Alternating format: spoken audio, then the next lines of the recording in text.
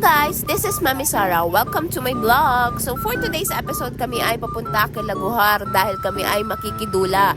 Dula in Tagalog is makikikain. So ngayon lang ako nakarating kay Laguhar. Sobrang layo pala sa syudad ng kanyang Balur. So eto, andito na kami at makikikain na kami. Sa mga unang video na nakita nyo, nauna na dito sila Butog. Si Justin Romero. And si Resty. Happy birthday, Tol.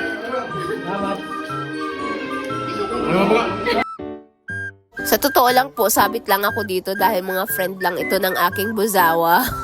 Si Utol po na may birthday is ninong ng aking anak na si JK, ang aking bunso.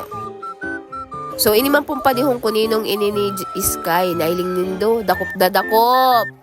Baka doang sikin joy yan. Dahil man halatang dapil pa dihuntat. Pagkatapos magkakan talagang nagkubit pa talaga ning manok ta nagkutib pa nagparang nguya pa talaga yan.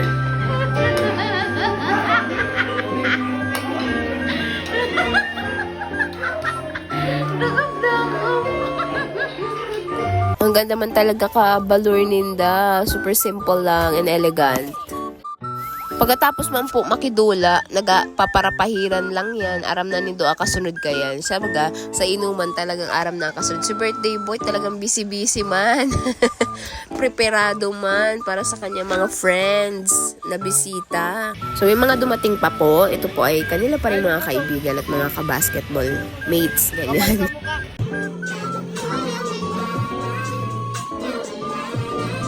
Tanya ni Beb Abi. Beb Abi.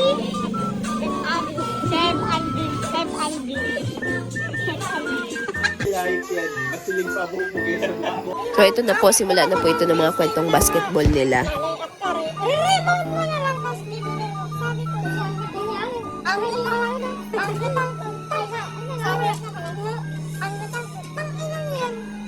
warm up pa lang. Kasama marami na. Ako sa akin na wala itong tandang alata. Walang gitpang ka sa pagkakas.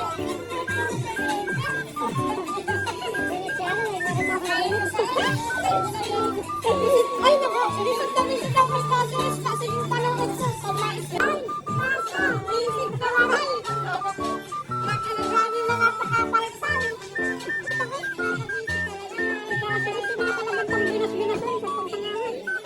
Basta usapang basketball, ganyan na sila kaseryoso. Tapos tawanan sa mga kalokohan nila. Daming-dami nilang kwento ng mga kalokohan katulad nitong isang to. Uy, ang ina niya talaga. Dahil ko na niya kaya talaga. Mapasabihan ko na niya yung totoo. Anong mga ito, boss? Gano'n na pala siguro. Kasama na putang ina. Bisit na bisit ako sa ganitong kwento niyan nila. Kasi paglasing niya si RC, ganyan ang pinagang kwento niya.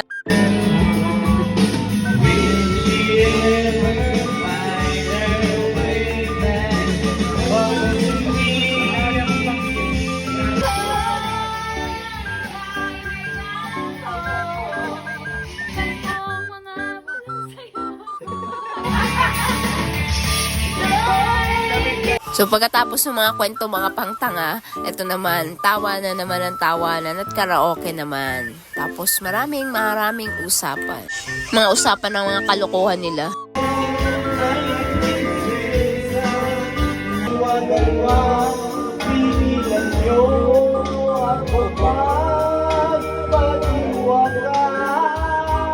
So, dumating na din si Astoy, si Barek, tsaka si James. So, kumakain muna sila kasi kadadating na nila. Si Astoy galing pa ng trabaho. Itong dalawa, ewan ko na mga nagpapogi lang yan. So, balik na ulit sila sa kwentong basketball. Mga binubuli nila yung isa't isa kung paano sila maglaro.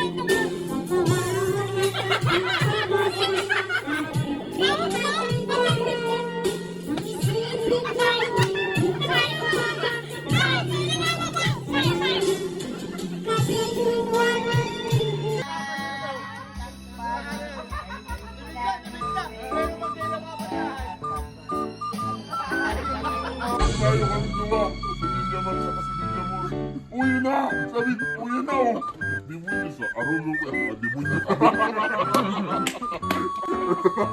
Korang ba tayo nagagad bula? Bakit siyang bula? Ay napasahan.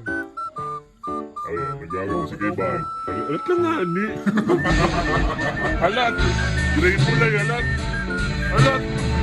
Mabakitaan. Palpala nga yung kapos.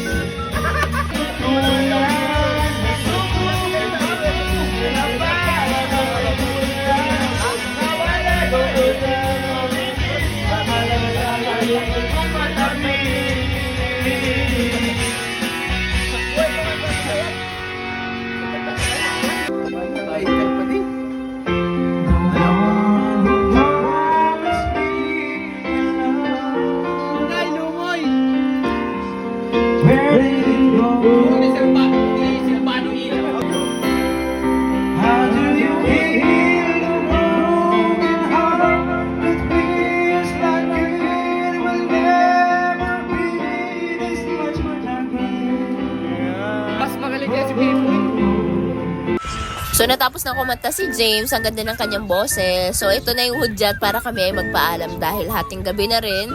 Kailangan na naming umuwi. So, ito na sila. Nagpapaalam na sila. Pagpasensyahan nyo na yung boses ko kasi talagang tumutulo yung sipon ko. Kaya ganito yung boses ko ngayon. So, bago talaga sila makaalis dito, kailangan talaga nilang pumulshot. Ganon sila katindi. Hindi ko kaya yan. My God.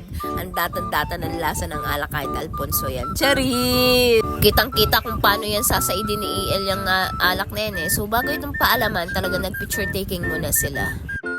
So, pauwi na kami. Hanggang dito na lang. See you on my next video. Paalam!